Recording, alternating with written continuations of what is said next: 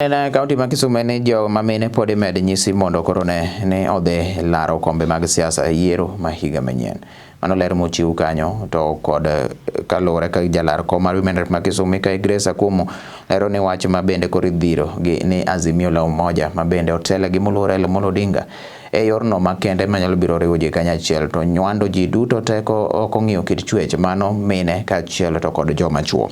Akumu osingo kedo ne piny Kenya ne piny mondo koro muluore Raila Odinga ma bende dwaro kom mar ker no kochopo higa manyien mondo koro yude. No idolo so kod Lolwe Tv ka en gwenge mag Nyakach.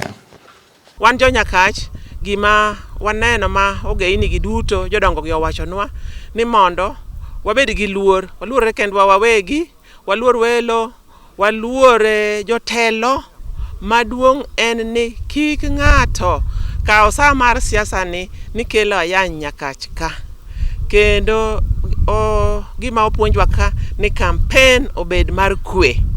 Ka jo Nyakach ma ochung' mana achiel kuom gi okowinjo wach jodongo gi duto nyaka ma welo moa oko, to koro wang'eyo gimomiyo ne wabiro ka. Omiyo an gi mor e chunya ni wayudo rudho gai maber mar adek e Nyakach ka. Nyasaye otelne kotayo rombene nyaka chieng' nyaka giko ma Nyasaye ondikone. Erokamano ne mine duto mobiro. Aneno ka mine obiro mang'eny, agonegi erokamano.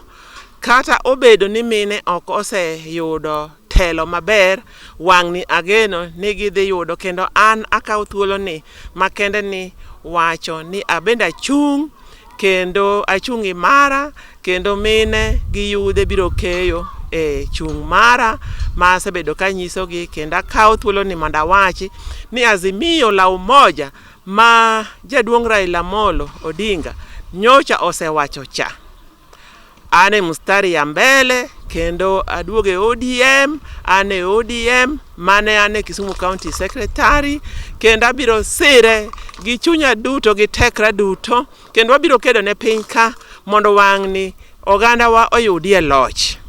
Kendo jok masiro jakome loj ni gin osiepe oganda wa duto, wambe wan osiepe gi, kendo wan apar gi chieng' moro machielo ka sa ogik kaka wan bende gi parowa e sani, kendo wan gi yie ni ma osetimore jakom osekawo loch, odhi bedo jatelo mar